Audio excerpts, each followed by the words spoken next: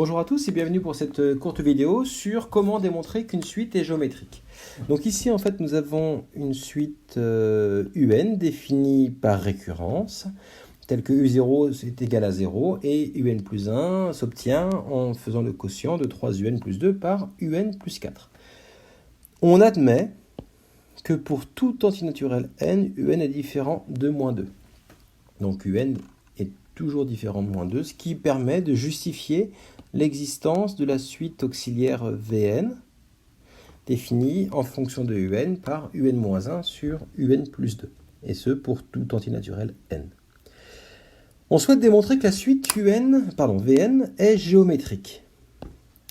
Pour ce faire, il faut prouver qu'il existe un réel Q qu'on appellera raison, tel que, quel que soit l'antinaturel n choisi, eh bien Vn plus 1 s'obtient en faisant le calcul suivant, Q fois Vn, Q étant une constante indépendante de n, une constante, quelque chose de fixe.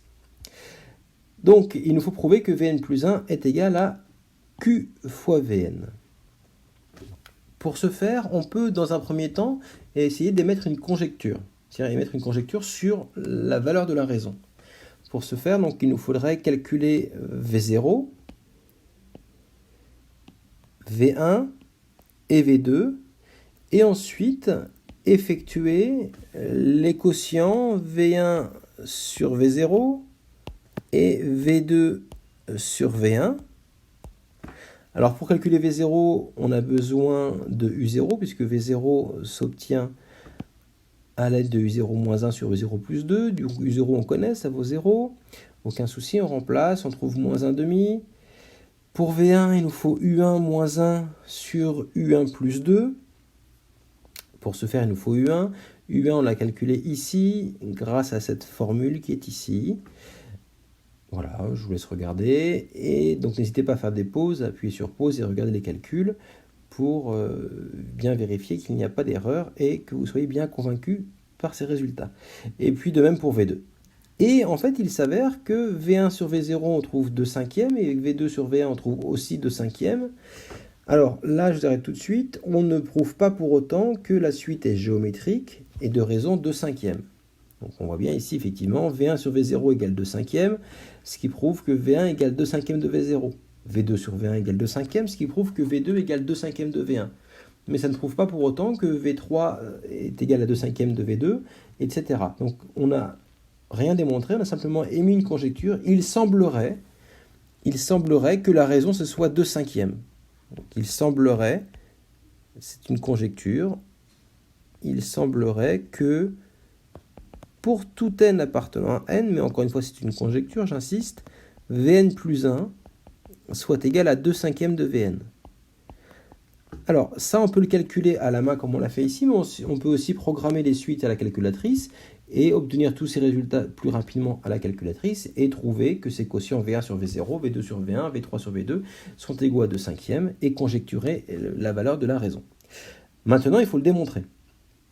Ce qui est intéressant dans la conjecture, c'est qu'on sait où on va. Maintenant, je sais que, a priori, je souhaite prouver que Vn plus 1 égale 2/5 de Vn. Donc, ma fameuse raison, Q, ce sera égal à 2/5. Prouvons-le maintenant. Donc, la méthode, c'est de partir de Vn plus 1. Donc, pour tout n appartenant à n, on va partir de Vn plus 1. Et par des opérations autorisées par les mathématiques, et puis aussi, évidemment, en se servant des informations qui nous sont données ici. Je vous rappelle les deux principales informations. Un plus 1 est égal à 3Un plus 2, et Vn égale à Un moins 1 sur Un plus 2. Eh bien, nous allons essayer de démontrer que Vn plus 1 est égal à 2/5 facteur de Vn. Donc maintenant, il reste à compléter ici toute cette partie. Donc on y va. Quelles sont les informations que l'on a sur Vn plus 1 ? La seule information qu'on ait sur Vn plus 1, elle est d'ici. Vn plus 1, eh bien, c'est Un plus 1, donc pas Un plus 1, mais U indice N plus 1, moins 1, sur U indice N plus 1, plus 2. Voilà. Donc on va se servir de cette information-là.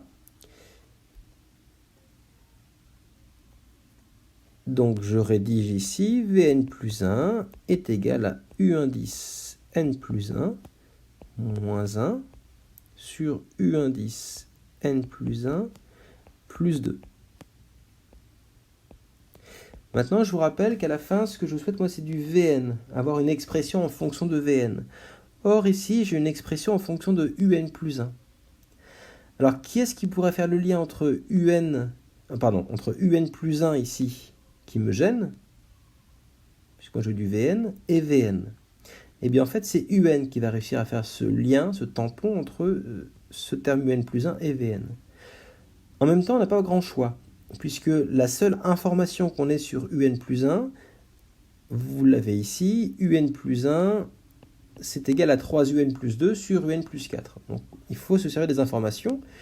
Donc, on va remplacer dans cette expression Un plus 1 par 3Un plus 2 sur Un plus 4. Donc, 3Un plus 2 sur Un plus 4 moins 1, le tout sur 3Un plus 2 sur Un plus 4 plus 2. Donc ce qui est intéressant ici, c'est qu'on a une expression qui n'est plus qu'en fonction de Un. Ensuite, restera à trouver le lien entre Un et Vn. Et le lien entre Un et Vn, il vient de cette formule-ci que j'entoure actuellement en bleu. Vn, c'est égal à Un plus 2, Un moins 1 sur Un plus 2. Et grâce à cela, on va pouvoir trouver une expression, un lien entre Un et Vn. Donc, on va pour le moment essayer de simplifier cette expression. Donc, on peut tout mettre au même dénominateur pour le dénominateur et pour le numérateur. Donc, ça me donne ici 3Un plus 2 moins Un moins 4 sur Un plus 4. 3Un plus 2 plus 2 facteur de Un plus 4 sur Un plus 4. Juste une remarque, ici le moins Un moins 4, il vient du fait que j'avais moins 1 facteur de Un plus 4 et on a distribué le moins 1 sur les deux termes qui composent cette somme, donc Un et 4. Nous poursuivons, nous allons donc simplifier un peu cette expression encore. Ça nous donne 2Un moins 2 sur Un plus 4, le tout sur 5Un plus 10 sur Un plus 4. On sait que diviser par une fraction revient à multiplier par son inverse. Ça me fait donc 2Un moins 2 sur Un plus 4, facteur de Un plus 4 sur 5Un plus 10.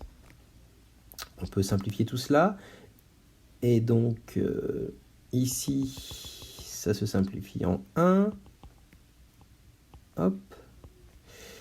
Et on obtient donc 2Un moins 2 sur 5Un plus 10. Alors, on pourrait factoriser par 2 au numérateur et par 5 au dénominateur. Pourquoi pas? On va le faire. Donc 2 facteur de Un moins 1 sur 5 facteur de Un plus 2. Et avec la conjecture émise initialement, la raison étant a priori 2/5, eh bien nous voyons ici 2/5 apparaître. Et c'est assez rassurant. Donc ça fait 2/5 facteur de Un moins 1 sur Un plus 2. Et si vous vous souvenez bien, Un moins 1 sur Un plus 2, comme on peut le voir ici, ça n'est autre que Vn. Et donc, c'est égal à 2/5 facteur de Vn. Donc, on a prouvé que pour tout n antinaturel, Vn plus 1 était égal à 2/5 de Vn. On a donc prouvé que la suite Vn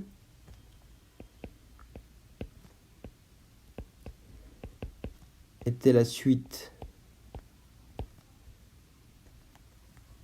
enfin était, on a donc prouvé que Vn est la suite, je dis bien la suite géométrique, parce que je vais préciser les éléments caractéristiques de cette suite. Et la suite géométrique, de raison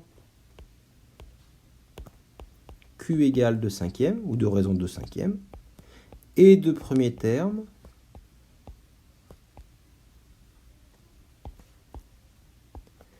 V0 égale, alors on l'a calculé précédemment, V0 égale moins 1/2. Il n'y a qu'une suite qui répond à ces deux caractéristiques. Voilà, donc on pourrait poursuivre en disant, eh bien, on peut en déduire que pour tout n appartenant à n, l'expression de Vn est égale à moins 1/2 facteur de 2/5 exposant n.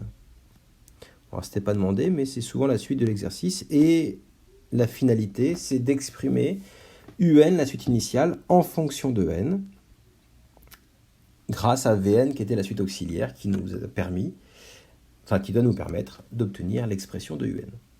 Voilà. Merci beaucoup.